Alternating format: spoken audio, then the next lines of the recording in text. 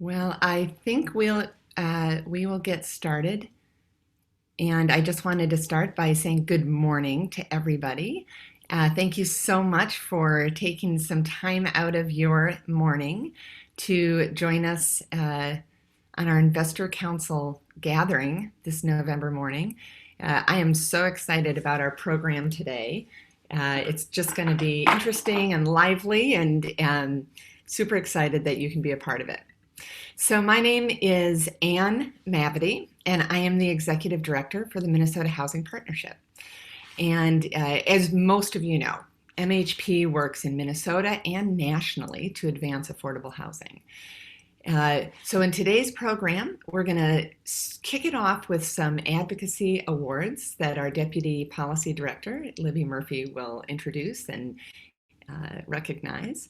And then we'll have Minnesota Housing Commissioner Jennifer Ho join us to provide some insights from her about the landscape for housing. And then we have a great panel today with Terrance Anderson to provide, and I'm sorry, to Briana Bierschbach and from the Star Tribune and Peter Callaghan from Minnpost, to all provide some great insights on what they see as a post-election housing landscape. So as most of you know, MHP can only do this work in advancing affordable housing through the support of our Investors Council members and the organizations, and we just could not do it without you. MHP works in 3 areas. I don't always talk about all of them, but I just wanted to give a little bit of an overview of, first, in our capacity building work, where we provide support to rural communities and Native communities who don't always have the staff capacity to really have the depth of expertise needed to navigate what you all know are the complexities of affordable housing. So we help them do that. And we bring that expertise and help get projects identified and planned and funded and built. Through our research, we also make sure that we are putting information on housing needs into the hands of people across Minnesota who can then use that information to talk with their local and state and federally elected officials on how direly needed these housing investments are. And then, of course, through our advocacy work, and today we're going to hear a lot about it, we succeed in our advocacy work because of the outstanding efforts that have been done by so many of you. So I want to especially recognize our 2019 Investor Council companies who have agreed to step up to the diamond level with $25,000 contributions. And that includes Bridgewater Bank, Colliers International, Dominium, and Winthrop and Weinstein. So we can do a little virtual thank you to all of them for all their great support, and to all of you. So now I would like to introduce Libby Murphy. As I noted, she is our Deputy Director of Policy and is just doing amazing work at the state legislature. Libby will introduce our Outstanding Advocate Awards today. Libby? Thanks, Ann. Again, I'm Libby Murphy. I'm the Deputy Policy Director. And as Ann mentioned, we couldn't get the work done that we do at the local, state, and federal level without our volunteer advocates. And so every year we want to recognize those that have gone above and beyond. And this year we just have a wonderful lineup of individuals and partner organizations. So just some background on the award itself. MHP recognizes outstanding volunteers and organizational partners who have made significant contributions to promote affordable housing solutions at the local, state, and federal levels. Advocates of the Year engage with MHP in advocacy activities that broaden public support for MHP's public policy priorities. So this is really about shaping the public narrative around important issues facing affordable housing, influencing attitudes and perceptions of decision makers and the general public. Advocates engage with us in promoting policies with elected officials and MHP stakeholders, including at events and programs, developing and evaluating policy solutions, promoting equity in housing policy solutions, acting at the request of MHP, and helping MHP build relationships with elected officials and community partners. So This year, we just had so much outstanding work from individuals, and those that we're highlighting today really went above and beyond in terms of their work with MHP throughout the year. First, those that have been selected include Chad Adams, the Executive Director of Southwest Minnesota Housing Partnership, Assad Alaweed, Executive Director of the New American Development Center, Jenny Larson, Executive Director of Three Rivers Community Action, Nalima Satate Munene, Executive Director of ASER, D'Angelo Svenkinson, Founder and CEO of NEO Partners, and Swift County Collaborative. So I'm just going to take a moment to go introduce a little bit about all of the work that each of these individuals and partners were able to accomplish with MHP this year. Chad Adams from Southwest Minnesota Housing Partnership engaged directly with legislators through trips to the state capitol and direct lobbying both virtually and in person while possible. He was critical in helping MHP engage with key lawmakers in Southwest Minnesota throughout regular sessions and the multiple special sessions that followed. He used his relationships to help navigate complex political dynamics and foster understanding with electeds. He responded to my texts at odd hours and weekends, asking for his assistance to lobby key chairs on urgent matters. And he always found time to advise MHP staff on policy issues and proposals, including through participation in MHP's COVID-19 Housing Task Force. He eagerly stepped up to serve as the Homes for All co-chair in the next year. I forget if it's a 2 or 3 year term, but so we look forward to working with him in that capacity as well. And his advocacy efforts were clearly noticed by that statewide membership. Assad Alaweed from New American Development Center. Assad's leadership in helping to advance local and federal advocacy efforts and his role in influencing state policy development and advocacy was critical to MHP this year. He worked across sectors and levels of government to build the public narrative around housing, with consistent focus on uplifting the voices of renters, under-resourced households, and the East African community. His leadership in lobbying Hennepin County commissioners helped secure significant increases in housing resources for the county. His relationships with Minnesota members of Congress, including Congressman Dean Phillips and Tina Smith, were critical to helping MHP more deeply engage with those electeds. And he's a founding member of Opportunity Starts at Home's Minnesota chapter, which is focused on federal advocacy efforts.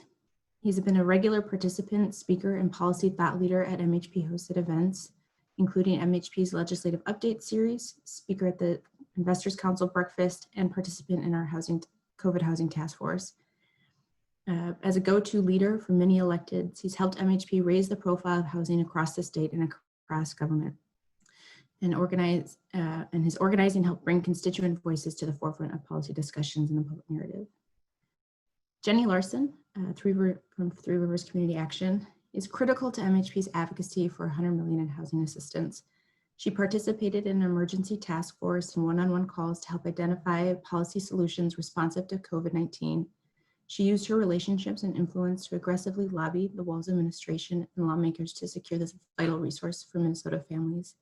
And even while implementing this new program, she found time and always made herself available to MHP staff to answer any policy questions and to respond to every request to engage and lobby lawmakers.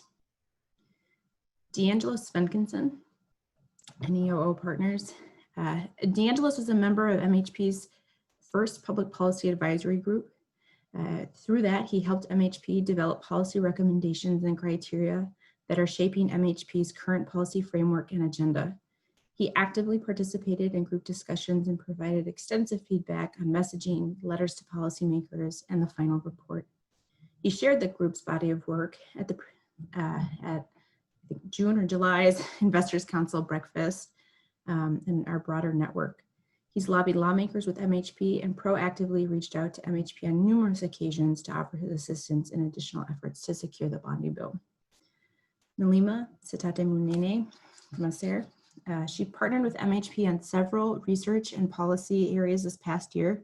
She's been a crucial resource to MHP staff on local, state, and national policies and campaigns. She's continually raised the voices and experiences of some of Minnesota's lowest income renters.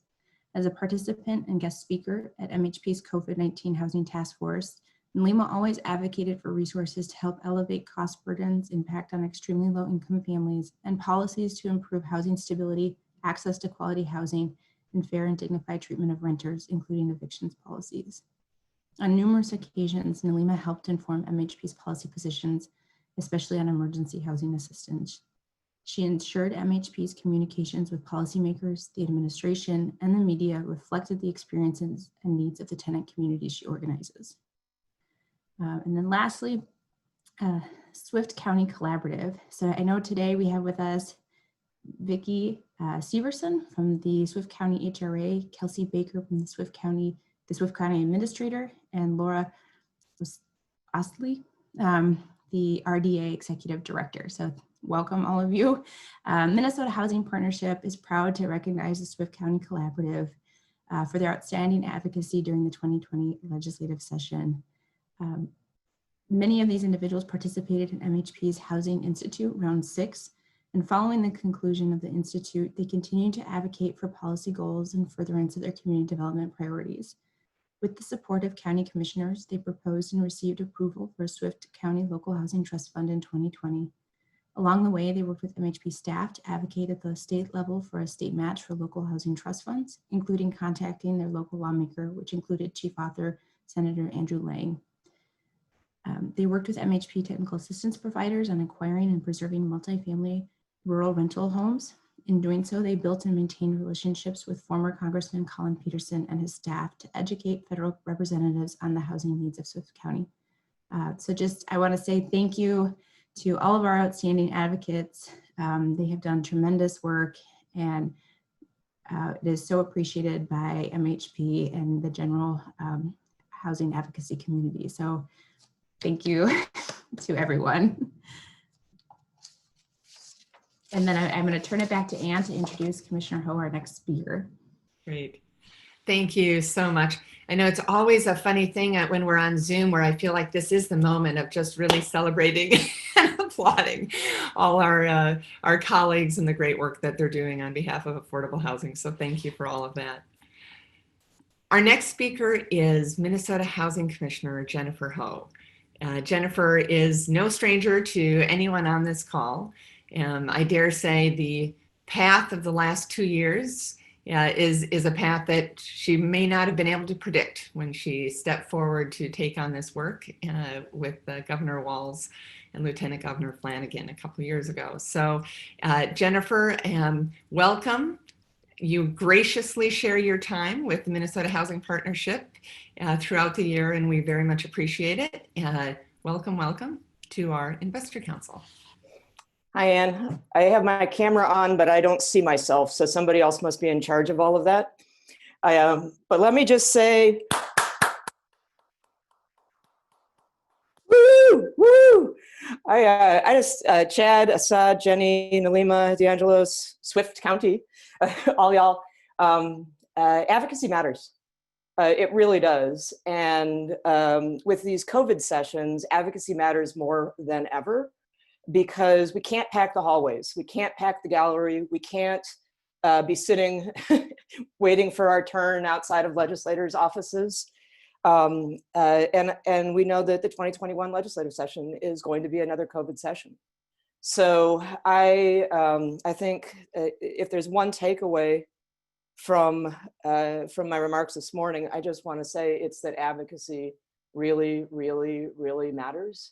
And so thank you again, Chad, Assad, Jenny, Nalima, DeAngelos, and all the folks at Swift County, and the folks at MHP, the Coalition for the Homeless, Homes for All of you who organize in different ways to help the advocates kind of know when the time is right to pick up the phone, send the text, send the email, or as I like to say, write on a tennis ball and throw it at your legislator's front door.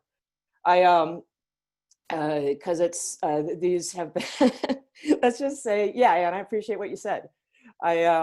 It's a really, really, really, really tricky time right now. And, you know what, special session 6, we're breaking records on all that terrain. And some of those special sessions weren't very special at all. And then you have kind of the surprise bonding bill. So you know, it's a really intense time.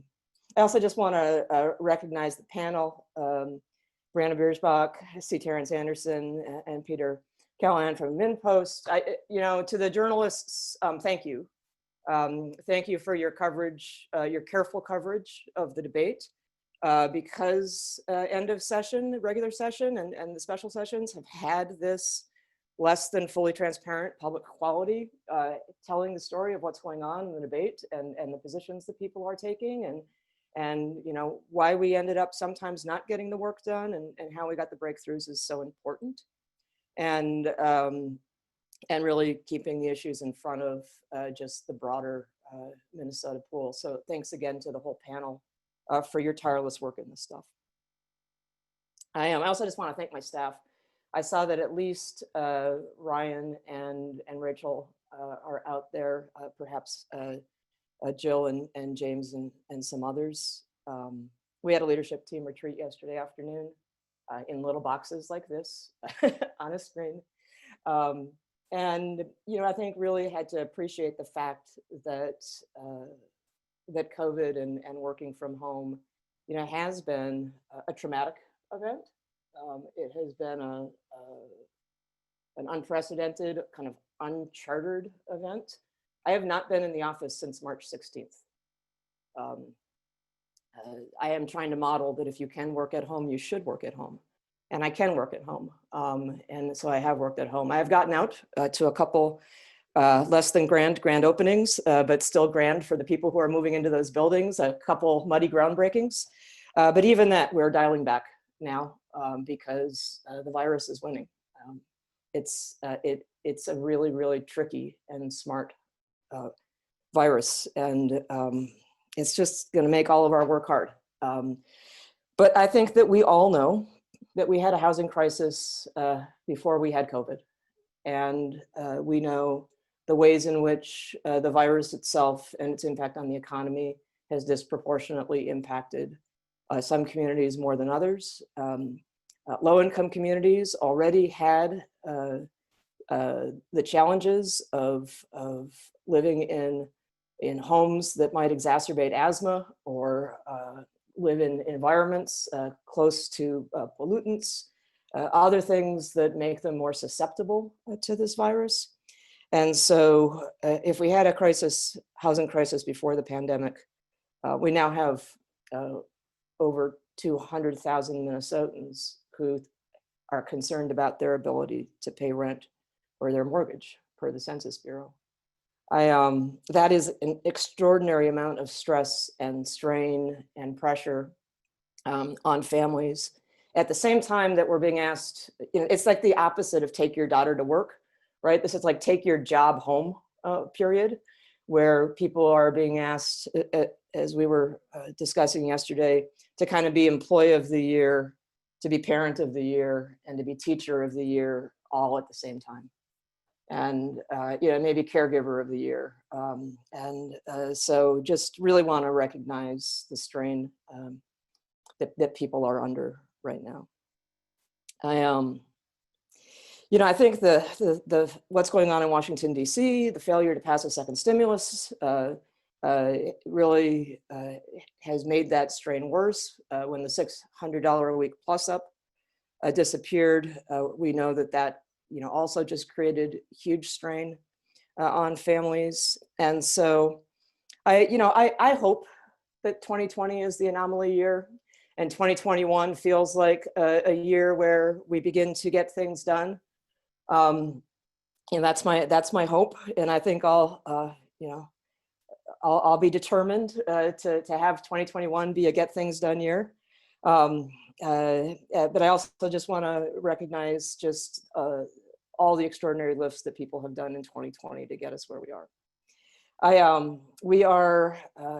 Assistant Commissioner James Lenoff described the implementation of the COVID housing assistance program as turning every week into a year. We implemented a $100 million program in partnership with so many people around the state in 5 weeks. That just broke land speed records for state government. And I just am so proud. And my mantra was speed is more important than perfection because families can't wait. And now we're just watching the days tick away until the federal deadline on the use of that funds, the end of December 30th, knowing that, that they gave us a deadline without a solution at the other end. And that the virus isn't going away on December 31st, and the economic realities for families aren't going away at the end of the year. So we need your help just getting the word out. We need your help supporting the local grant administrators who have seen an overwhelming number of requests for assistance. And just need your help reminding folks that the need doesn't go away just because the federal support goes away. So as I think about heading into 2021, one of the things that really, I guess, gives me hope is the fact that when the Minnesota Housing Partnership did their candidate questionnaire, there were like 70 state representatives and senators who had housing on their radar, who are thinking about homelessness.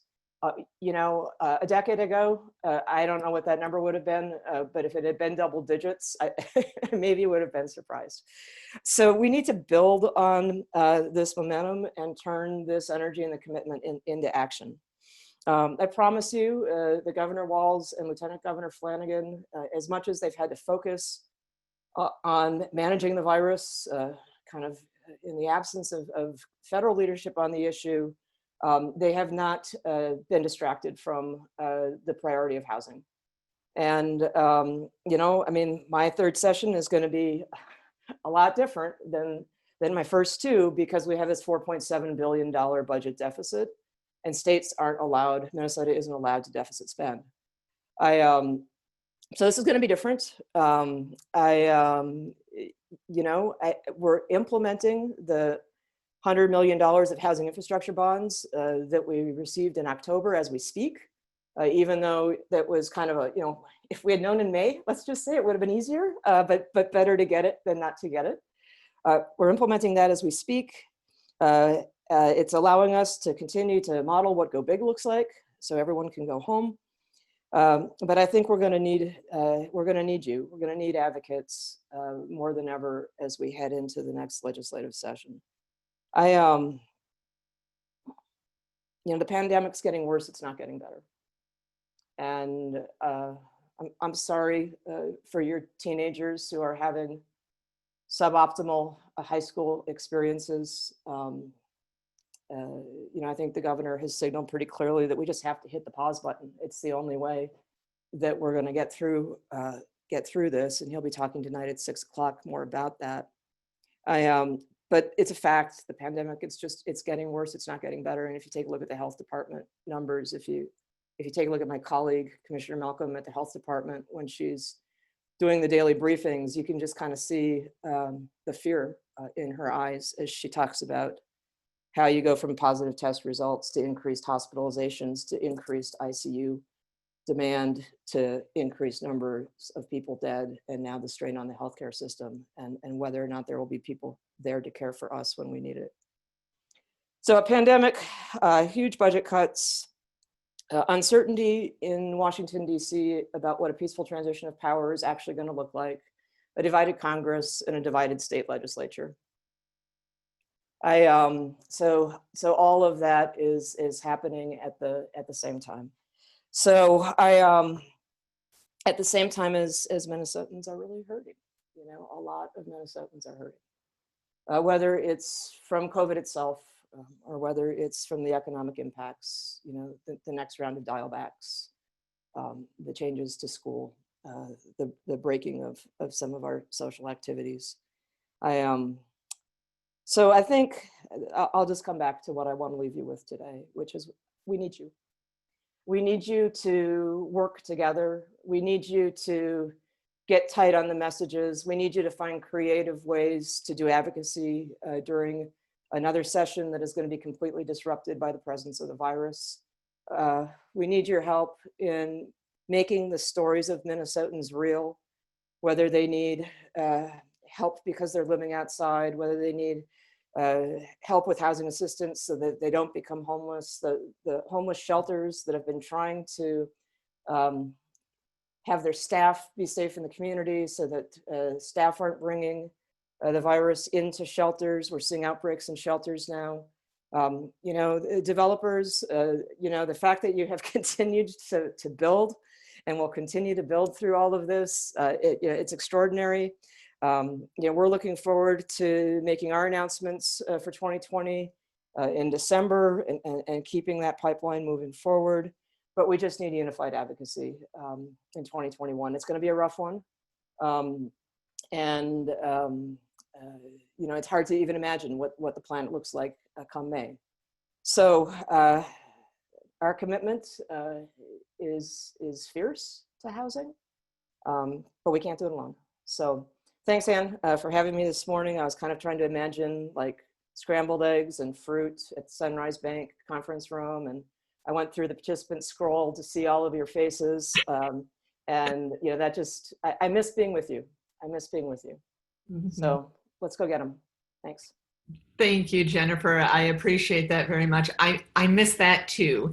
But I do appreciate your ability to bring us all together with your remarks. And again, I know that this is a challenging time for all of us.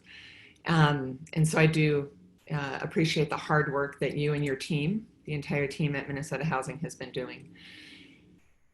So I'm going to turn now to our panel to talk a little bit about what's around the corner that we can expect for affordable housing.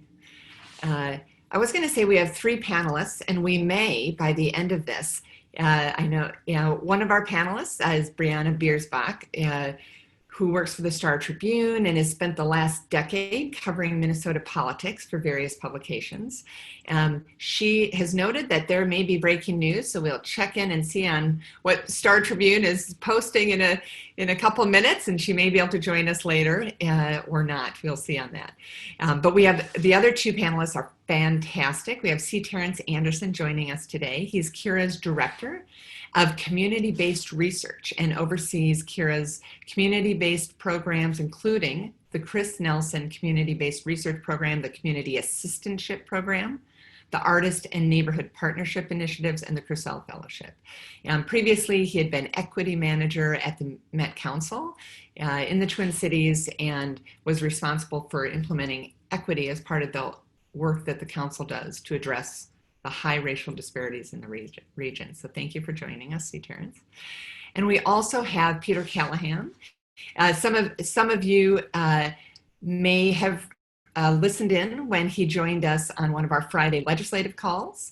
And so he focuses on covering local government in Minneapolis and St. Paul. He's been at Minnpost now, and just does great insights, and again, did a great job for us before, and I'm so excited that you're here with us today, Peter, as well. Thank you. So I just wanted to start by framing up this issue that we're looking at in terms of what can we expect in affordable housing in this post-election landscape that we're facing. We know that we had an affordable housing challenge before COVID happened, before all these economic constraints that we are facing. And now within that, it's only exacerbated. With ongoing levels of unemployment and potentially increasing unemployment, we know that people will continue to have challenges in paying for their housing. Many of you know, and you can see this on the National Council of State Housing Agencies, most recently had a report called the Stout Pulse Survey, which estimates right now somewhere between 59,000 and 75,000 evictions could occur in Minnesota if state and federal eviction moratoriums were lifted by January 1st. We can't afford to have that level of housing instability in Minnesota. And of course, that rent loss, the money owed by renters and impacting housing providers, that's estimated at around $200 million. And that is significant for housing providers' ability to keep their doors open. The $100 million in housing assistance that all of you helped us work to get allocated by the Governor Walz, it certainly has helped stave off evictions. But more is likely to be needed as this situation continues. And deploying these funds hasn't always been smooth either. It's a lot of money to get out the door very quickly. So we need more investments in affordable housing at a time when state resources are more constrained than they've been in a very long time, or maybe ever. So we often hear and we see on the front pages about the need for shelter, that we have an increasingly visible homelessness problem in Minnesota and throughout the country. And we know that we need to make sure that people have a place to stay when it's 30 below zero. Shelters save lives, but housing ends homelessness. And without these investments and attention to housing, this cycle of shelter needs and funding will only increase year after year. So I wanted to turn this over then to our panelists to help share that experience of what Minnesota households are facing in terms of housing challenges and what's that political environment like that will respond to those challenges in the upcoming year, especially at the state legislative session. So, Terrance, I wonder if we could start with you. If you want to just provide a little bit of overview of sort of what you're reflecting on, what you're seeing. I knew you were going to start with me. Hello, everybody.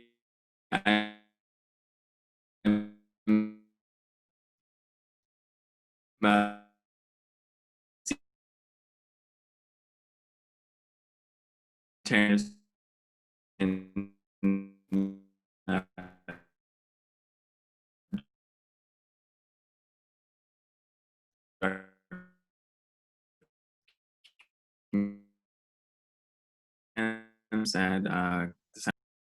the next couple of years. But nonetheless, the needs around housing are great, and I think they have been for a number of years. I think I always like to start with, I think we're seeing an intensified sort of reality around housing that's in the context, of course, CURA studied gentrification in the Twin Cities metro region. I think in the context of disinvestment in communities over a number of decades, and of course in context and history of redlining that I think really shape what's happening today. And I think I would be remiss if I didn't mention those things to talk about the context of housing here in the Twin Cities today. So, of course, COVID and subsequent, sort of economic collapse, as we might call it, I think exacerbate a lot of the issues that we're seeing in housing, of course, namely folks who are unhoused in the Twin Cities. And I know a lot of our partners that CURA works with in community are sort of shaping things like these are the immediate needs that we need to work on. These are sort of the medium and long-term things that we work on. Some of them are material in terms of like we need a bonding bill. We need money from some form of government to do, but also it's sort of the soft policy work that may shape up how money might be spent in the future too. So what I mean by that is, of course we had in Minneapolis, folks unhoused in Powderhorn Park, and now it's sort of been spread across the city. I don't think that's a new phenomenon, but it manifested its way, manifested itself in a way that became very visible this summer.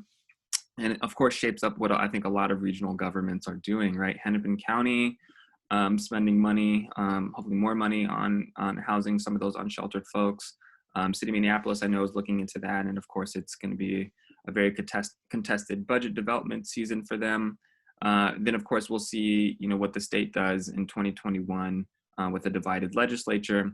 But undoubtedly, I think for community, number one is folks who are unhoused need to be housed. And I think we've seen a lot of strategies around that, maybe purchasing hotels. There's, I think building small homes, right? There's all these strategies that I go out there, and I don't think I can say which one I prefer over the other than that there's just a need to do it. And obviously cross collaboration between community and governments is very much necessary. So I think I see more of that than I historically have. You see agencies like Metro Transit and the Met Council, which often has a much softer role in this conversation, playing a more active role in this conversation and looking at their own budgetary mechanisms to help solve that issue as well.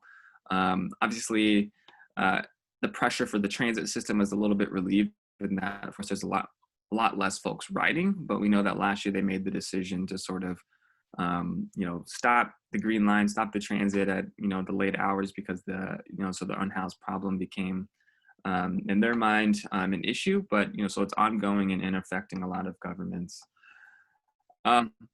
So I think that's one thing. Then I think, what I really want to spend more of my time talking about is the way community is pushing for policy change in the Twin Cities. So of course, Nalima and her group in the Brooklands are doing a lot of great work. Assad is doing a lot of great work in the southwest suburbs in Minneapolis and anywhere else that anybody asked him to be. But I also have to speak, talk about folks like the Equity in Place table, folks like Inquilinos Unidos por Justicia, and others who are working on aspects of tenant rights. And so, I think we know, as long as we have this moratorium by the governor that, that transition with each sort of declaration of emergency for folks not to be evicted, that as soon as that ends, we're in for a tidal wave of potentially a lot of evictions, right? A lot of folks who have been out of work or under work over the past couple of months. Maybe it feels like it's been a number of years, even though this year's not over yet, but it feels much longer than that. And so I know a lot of groups, including myself, have been working with, Commissioner Ho and the Walz administration for more tenant protections in the immediate, giving renters more time to reconcile with their landlords. Hopefully, we get more federal help. A $1,200 stimulus, not enough. And so I think we're going to need a lot more from both the feds and from the state in terms of protecting people who are, more or less getting a stay of disaster once that moratorium ends. And so right now, I think it's 10 days, but I think trying to extend it to 30 days, 60 days, more financial help for renters before they can be evicted. But I think also broader renter rights policies and renter-friendly legislation like rent control, I think are on the table. A lot of groups, of course, have been pushing for cancel the rent, which I think faces a steep battle. But it all is pointing towards this sort of financial reality for a lot of people who live in the Twin Cities. And, I'm not convinced that even if, say, the Senate flipped to be fully Democratic, that there is unified sort of opinion among Democrats in the Senate or the House. And so I still think there's a lot of conversation to be had about what are the right cocktail of protections for renters among legislatures, but I think among community, we're seeing a lot more trying to balance the power or pushing to balance the power between landlords and renters. So examples of that are, of course, just cause eviction, policies like that. But as well as, I think things like tenant opportunity to purchase, which the city of Minneapolis is talking about, right, giving folks an opportunity to have more agency over their housing, I think is a distinct strain of advocacy that exists that I very much personally support. I think it balances what CURA's own research sort of says. Remembering back to 10 years ago, the last time we had a major recession. So I live in North Minneapolis. We had, equity firms and other groups like Havenbrook Homes, I think they've changed their name a number of times since then, who bought hundreds of houses as a result of sort of the economic collapse that I think community, I would say, extracted a lot of wealth out of this community. And I think has a consequence to renters in their experience. Landlords who are not here, I don't think are as attentive as, the mom and pop say as sort of the opposite of it. And so I think thinking about with local governments about how to prepare that might be a consequence of our economic reality of today. And so tenant opportunity to purchase, giving those renters more control over that, or the opportunity to have more control, I think becomes really important in the context of community. But also, I started off this talking about in the context of history, thinking about redlining, thinking about historical disinvestment, thinking about the conversation today, which is that a lot of governments and organizations are talking about, how do we advance equity in one of the most inequitable regions across this country? We have to think about wealth creation among historically disadvantaged populations, right? And so, working with organizations like Urban Homeworks, I mentioned IX, Acer, and the group that Assad is working with, renters and other folks just in traditionally non-wealth creating housing conditions, I think are beginning to sort of question if that's the permanent reality of that type of housing. And I think that's a distinctly important part of this conversation, because it's not just about agency, but it's about what does well-being look like for these folks ultimately.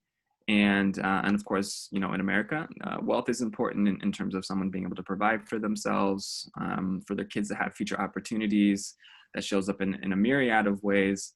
But I think that's becoming more and more important in the conversation with community and the policies that they're pursuing. So I think it's an exciting time to have this conversation, even if it's a very dreadful time, because I think now more than ever, community and policymakers, developers, so on and so forth, are having conversations to sort of imagine, what does the housing infrastructure look like in our community? If not now, then when should we sort of make some big changes that will sort of lead to further well-being for folks in our community?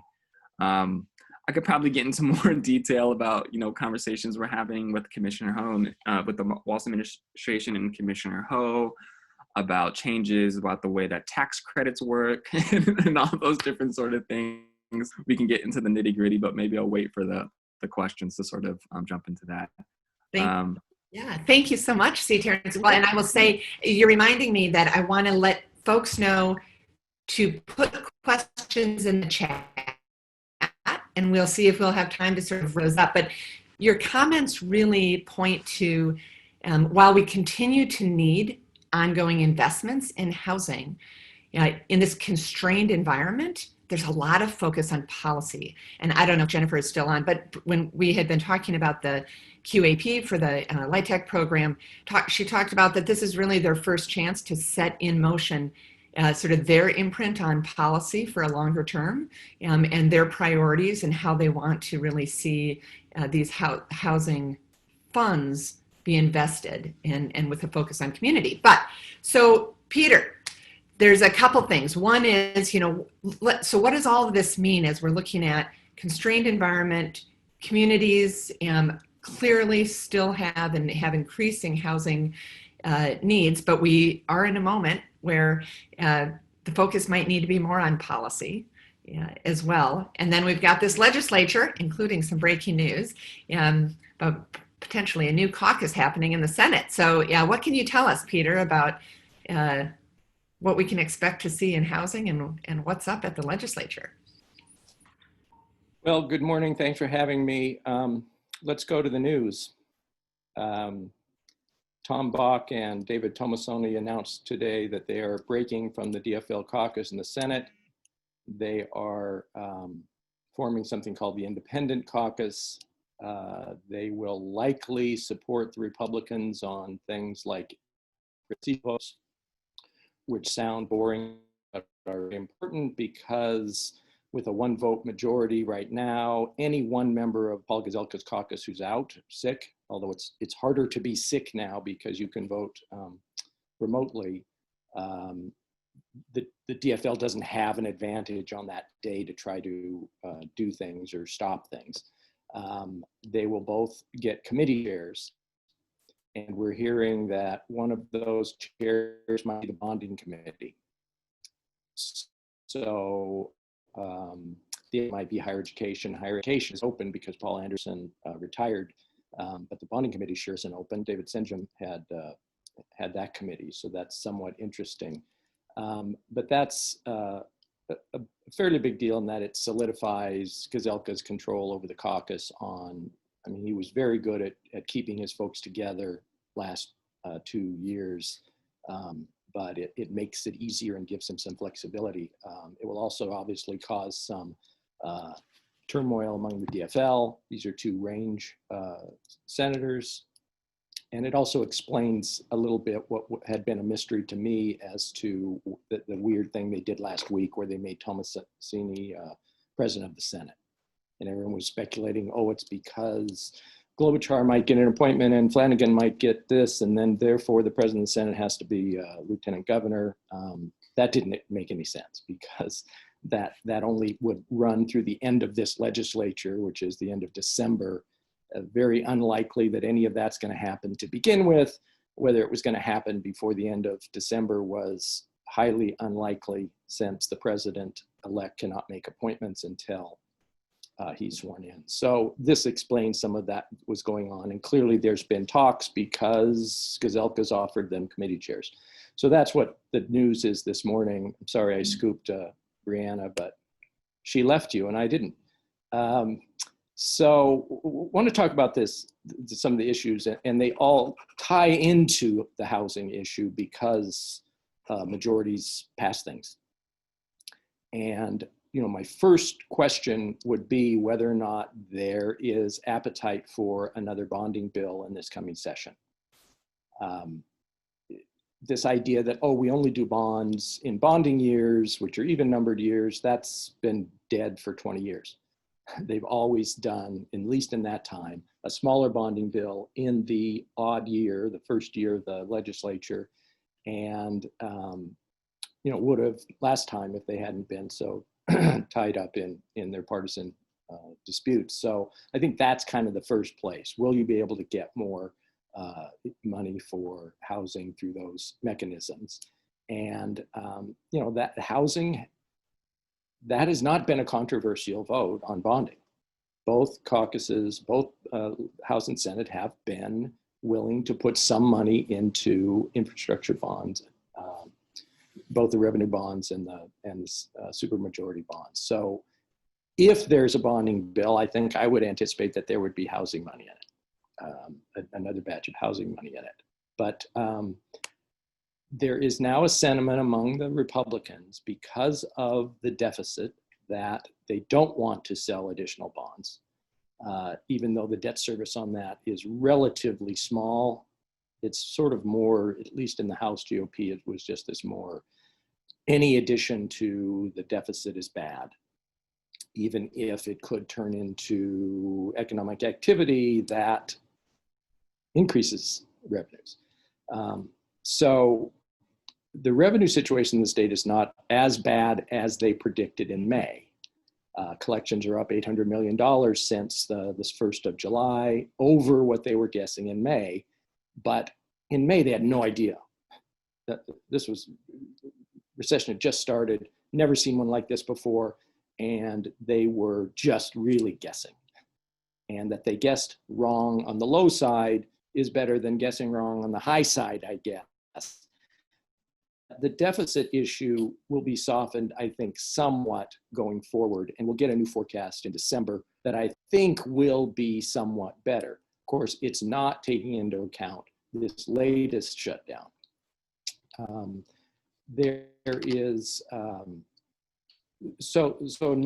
then the other housing related issue is, you might recall last May, the Senate Republicans wanted to link housing regulatory reform, meaning actually kind of deregulation of housing at the state and particularly local level, to any additional bonding money for housing. I don't have any expectation that that does not come back at some point as they have more time.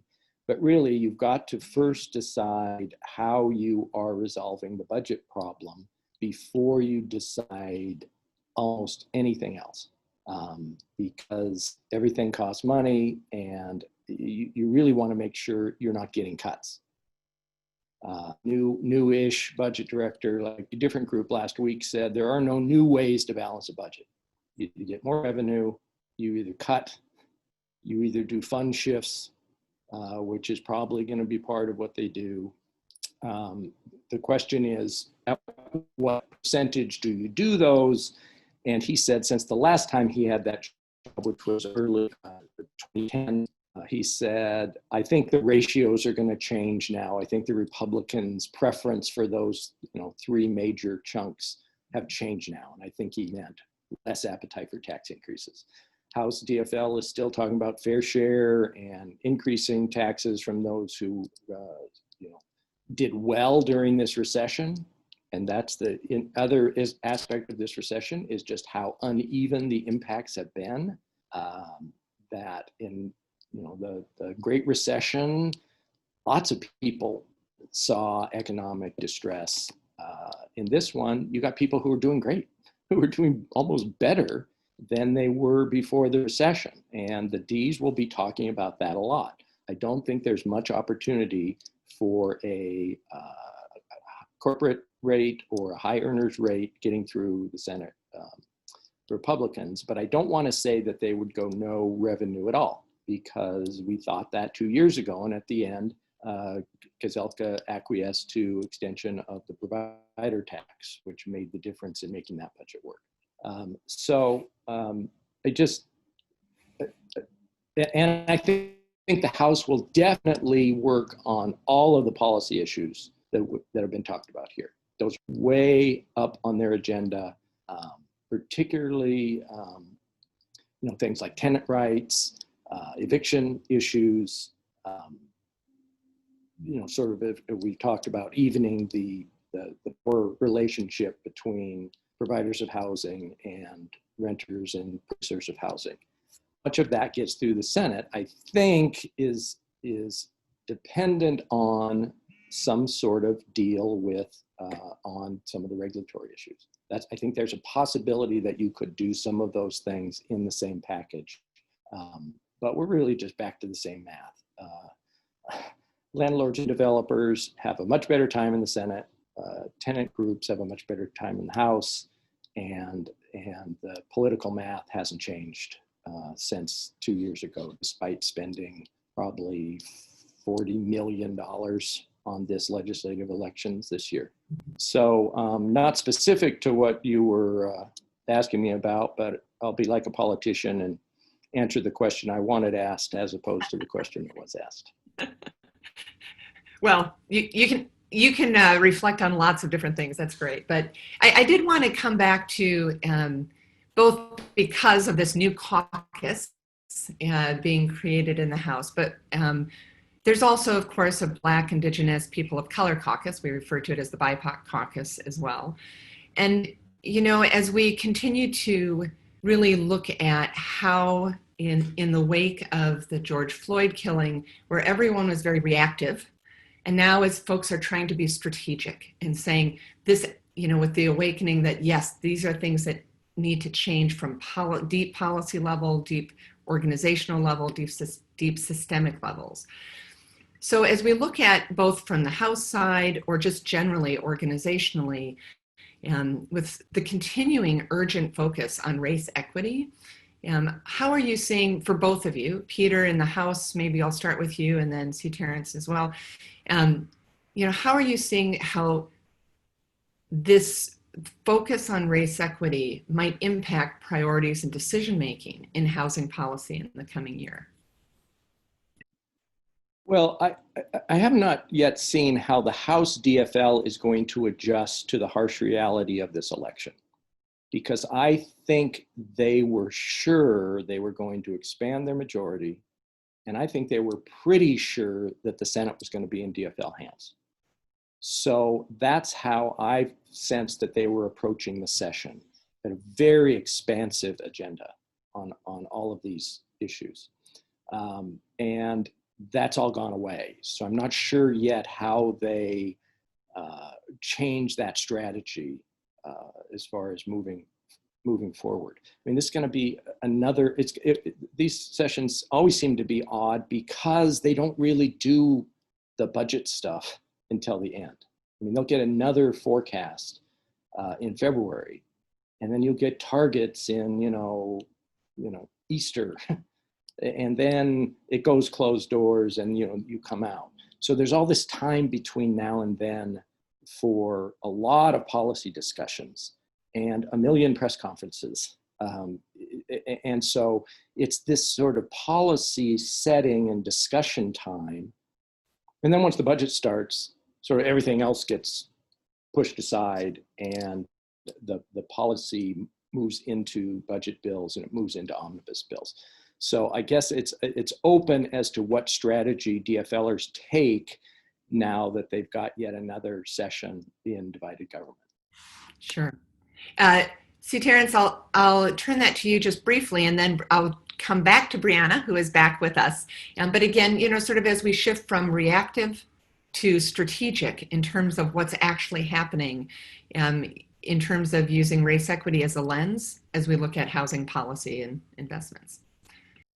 Yeah, I thank you, and I think the idea exists in the House for sure. I know at least of some legislators in the House that have been working with community over the number of the years, particularly with the BIPOC community around the state that are interested in this idea. I think it's more of a function in my mind of what becomes the priority of, say, the DFL caucus in the House, and however you're going to split what's going to happen in the Senate, and of course what the Walz administration wants to do, among a lot of variables that I know are going to be of interest to each of those separate groups. So I'm not sure. I think that's going to be, I think we're all going to sort of have to find out together. But I know that maybe we should also not only think about what the state government's going to do or what the state legislature is going to do, because I think a lot of local governments, counties, and cities are going to be moving a lot of legislation over the next couple of years.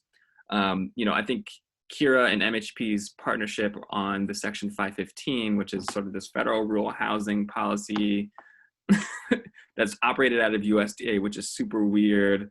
But that's a really good example of things that are not front and center to us, I think, are going to have maybe a better time over the next couple of years than sort of maybe the larger legislation packages that might come out of the House. So I think we'll probably spend more time outside of state government giving the political realities of it. But I think, of course, we're going to be in conversation, continue to be in conversation with the Walz administration to see how we might move anything there too.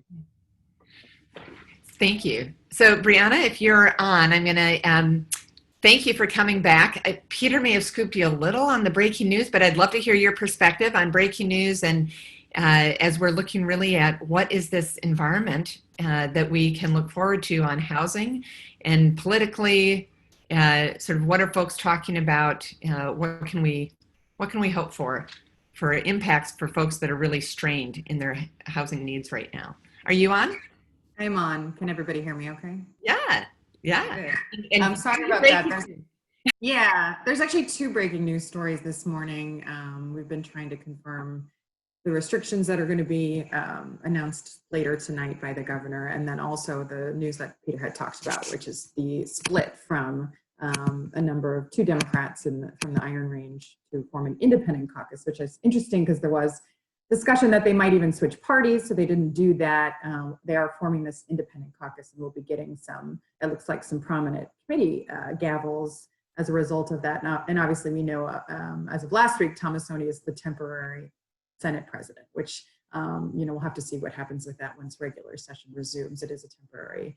I think this and the narrowing margin in the House, and Peter probably already talked about this a little bit, and the projected very large budget deficit just emphasizes how hard it is going to be to get even the most basic things done. I mean, I've been through all sorts of different configurations of government, and Democrat in the governor's office, Republicans control the legislature, then Democrats control, then it's split like it is now. And we've seen it all, over the last 10 years. And and when the margins are this close, and when you're coming off of an election that's this tense and partisan, and clearly when you look at this split like this, people are feeling anxiety over the results and wondering what their options are and how they can have a say and kind of what is becoming a much more urban-rural divide in the ranks of the legislature.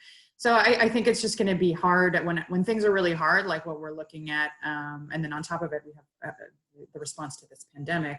When things are really hard, legislators tend to get only what they have to get done. And I know that's not good news necessarily for this group. They tend to maybe get the budget passed, maybe not on time, probably not on time, maybe a little bit after. You know, we have gone into a government shutdown before in Minnesota, not that I want to speak those words yet, but a lot of things that people want to do tend to fall away. You know, there are going to be still some pushes for some increased funding in some areas. I mean, what I'm hearing about is education at this point, but there's going to be so many battles just to respond to the pandemic and just to get a balanced budget passed that I think it's going to be tough sledding for a lot of issues this year. Well, and just speaking of that, just Briana, just to follow up on that a bit. So I know 2 years ago when Walls came in, we were celebrating the fact that you know, if you talk about all the issues on people's minds, that it felt like housing finally hit, like you could hit the top 10, that it still, you had a finger left when you're talking about the top issues and housing was hitting that.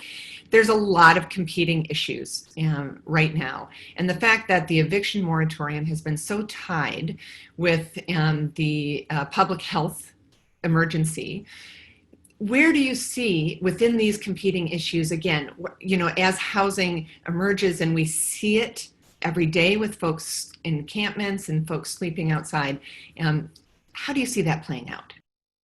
Yeah, I mean, it is such an important issue, right? I mean, as this pandemic has done in so many facets of our lives, it's hit the people who are already vulnerable the hardest, and it's taken these problems we already have in our society and made them, you know, visible for everyone, the people who weren't for some reason seeing them before that.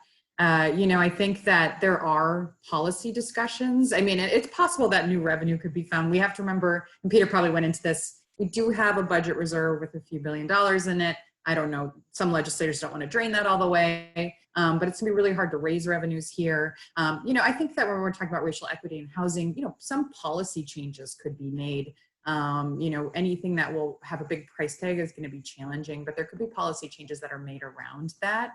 You know, one thing I'm hearing a lot of buzz about is the Page Amendment, which is, of course, related to education.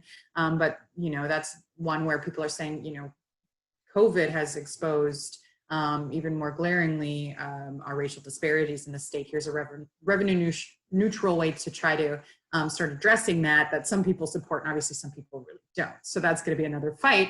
But I'm seeing some ideas like that really starting to bubble up. It's so early yet. You know, caucuses are just picking their leadership, sorting out their committee gavels. I don't think they've set big, broad agendas yet, but I'm thinking things like that might be more in the scope of possibility in a session like this. Thank you. And Peter, you know, we have heard some questions about whether or not the House, as it forms in terms of its focus on a housing committee and whether that continues or not.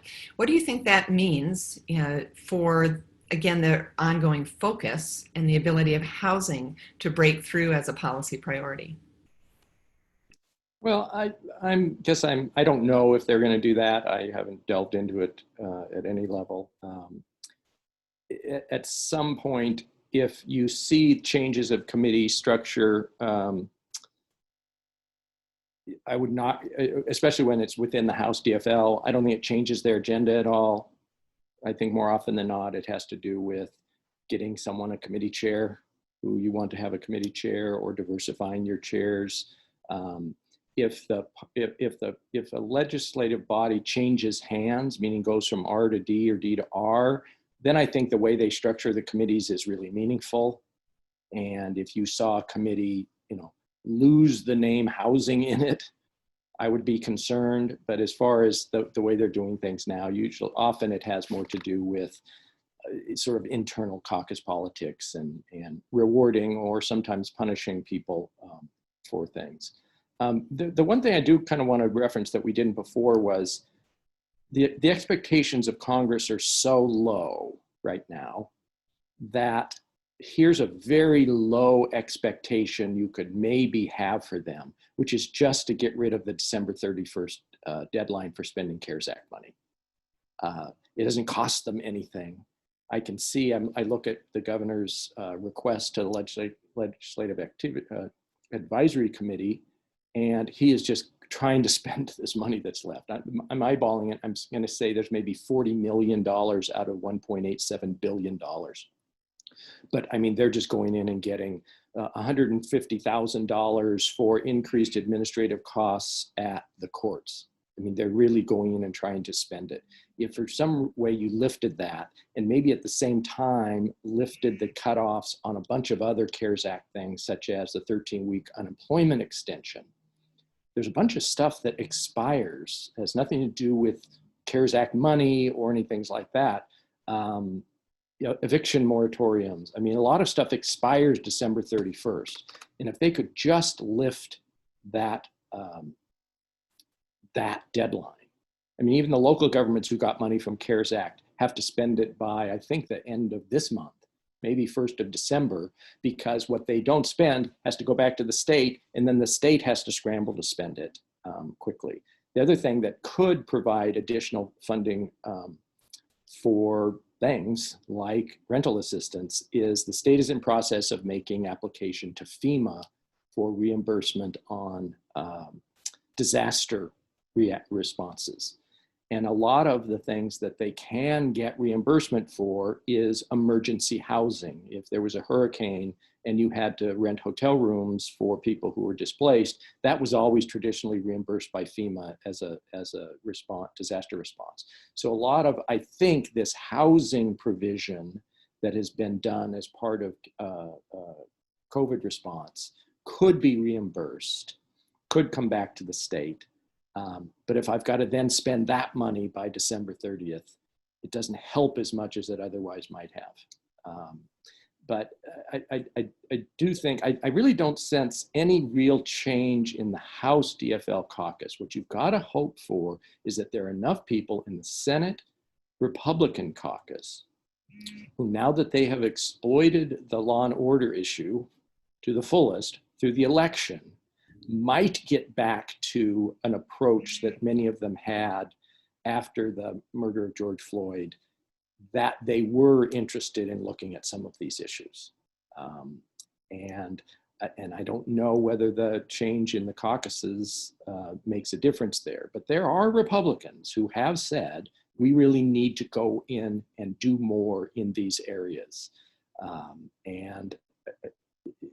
But maybe they've just become so wedded to this law and order political case that they won't or they can't. But I think there's still some opportunity there if you can take them back to May and June as opposed to October and early November. I think there might be opportunities there.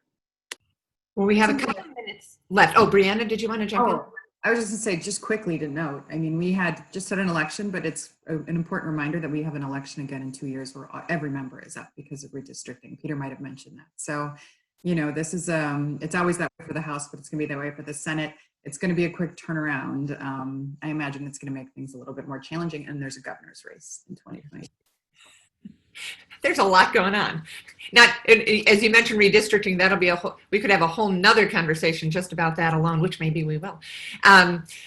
See, Terrance, I wanted to bring you in as well, because we're talking about, there's so many levers from the local level, state and federal that Peter was talking about. This issue that you brought up about administrative advocacy, again, even at the local levels as well, in this constrained financial environment, talk a little bit about sort of that focus. We have just a couple 1 minute left for each of you to sort of do a final comment on this, but talk a little bit about sort of what do you see as the opportunities? Right, and I appreciate that. I'm sorry, you might hear my infant in the background, so sorry about that to everybody. Well, sorry, but not sorry, you know what I mean? But yeah, I think, you know, there's of course a number of things that are budget neutral. Well, budget neutral in the sense that it doesn't require sort of money to be attached to it for any of these governments to do. And I think everybody's politics should have changed post George Floyd. And, you know, for me, when I'm talking to Black, Brown, and Indigenous communities, I think what comes up most consistently, like what they're asking for funding for us for, what they're asking research for us to do, is centered around housing and employment. And so I think the priorities are quite clear amongst Black, Brown, and Indigenous, with the third, of course, being education as well. But I think the priorities are quite clear amongst Black, Brown, and Indigenous folks around the state. So it's not just the Twin Cities, but around the state. And so I think it really, to me, it comes down to a matter of priorities. The opportunities are there, the ideas are there. We'll just have to see how these governments prioritize these things amongst a number of things that they're juggling, which of course could be understandable. But I think if you're speaking distinctly to Black, Brown, and Indigenous folks, I don't think you're going to see a lot of change among these issues. So, my hope is that they do become priorities. I do hope that there is a caucus of Republicans out there who can see these things, that they're also not just Black, Brown, and Indigenous issues, but there also are rural issues, as sort of we talk about housing in rural communities too, that we might be able to find alignment around those things. And so hopefully they can communicate those issues effectively. That brings a consensus around each of these employment, education, and housing ideas. Great. Briana, similarly for you, what do you see as the key opportunities? Are you an optimist or a pessimist on how housing might be impacted this year? You couldn't tell by my opening remarks, I'm pretty pessimistic with this group. I've covered them for a while now, and I've seen them, they disagree or not find agreement on things they even agree on. It's disappointing, but it happens year after year after year. I do think that, as Terrance mentioned and Peter mentioned, that things did change after George Floyd. There's broader consensus even among Republicans, particularly Senate Majority Leader Gazelka. He met with a number of families who lost loved ones to police violence, and that really affected him and led him to sort of agree to things that maybe some members of his caucus didn't want to agree to. And I don't know how that translates into this next session, but I mean, one, I guess, positive note is that the big three, Gazelka, Walz, and Hortman, have worked well together in the past. There are some factors that could interrupt that relationship: ongoing pandemic response and possible higher ambitions and governor's races and elections. But they have worked well together in past, and they do tend to be okay collaborators, which is really important when you're trying to get a balanced budget and get agreement on differing priorities. Usually that means, one side gets a couple things, the other side gets a couple too. I don't know what those will be yet. It's still so early, but that is, I guess, one little bit of hope that they have worked well together. And at least to us in stories we've written, they're singing a tune of collaboration now. Again, they always do that at the beginning, and things tend to break down at some point, but they're going into it hoping they can work well together. I'm taking that away as optimistic. So you're right. It's better than it's at least the right starting point for the session. Peter, you get the last word, about 30 seconds on sort of any summary, final remarks about sort of pessimistic about how housing might prevail or succeed over this year. I'm not sure I have much more to add. I would say that your best opportunity is within a bonding bill. If they do a smaller one, 900 million or something like that, there's opportunities there. Is Tom Bach the new bonding chair? Either way, it sounds as though one of these two folks will be chairing bonding committee. So there's a new bonding chair, maybe more communicative than I've always found David Senjum to be, but that's where I would generally think the opportunities are. Great. Thank you. Thank you so much to all three of you. There is so much more to come as this session starts. We'll be doing some Friday legislative update calls, so pay attention to that. And I know Warren Hansen had mentioned in the comments about federal advocacy. Elizabeth Glidden leads our federal advocacy work, and we work very closely with our entire delegation. And so stay tuned for more actions and work with us on that. I have squeezed out a little bit about Tasha Byers, who's MHP's Investor Council manager here, who works with all of you to help support all of this great work that we're doing. But Tasha, I'm going to throw it right over to Aaron Mathern, who is our board chair, to do a quick wrap up for us as we have just hit 9:30. Aaron, thank you so much for all you do to support MHP. Yep. Good morning. Can you hear me, Ann? We can, and Excellent. Unfortunately, I've squeezed out a little bit of your time, but yes, we had a great panel. Thank Problem. you. Well, no, because honestly, this makes my job so much easier. So I'm the board chair of MHP, and I would just say that Commissioner Ho really said it best when she said that advocacy matters. It really, really, really matters. And I would add to that that information matters, especially in this uncharted territory that we're in, both politically and with the pandemic, with very little ability for all of us to connect in person.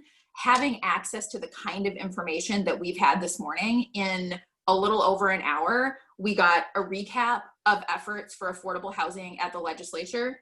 We got predictions for the future, and we got breaking news. And I feel like that is a pretty good hour spent. And I think that you could look back at many Investors Council sessions and say the same things. We got really important information in a short amount of time that helps us inform our decisions as advocates for affordable housing. So I would just say that, you know, MHP's work has been important for so many years, but 2020 has really amplified the work that MHP does, both at the legislature, but also with respect to research and policy issues, sort of providing this kind of research that helps inform our policymakers, and, you know, certainly will continue to help inform our policymakers here in Minnesota and nationally in the future, as, you know, we face divided governing bodies both in Minnesota and federally. So I would just like to thank the diamond level companies who support the MHP Investors Council, Bridgewater Bank, Colliers International, Dominion, and Winthrop and Weinstein. And I would very much like to invite anyone still on the call and all your friends to join them and become sponsors of MHP's Investors Council. It's an incredible way to spend your dollars to help advocate for affordable housing in Minnesota and nationally. So thanks you. Thank you so much. And thank you to all of you for joining us. Look for more updates from MHP Connect, and we'll see you next time. Thank you.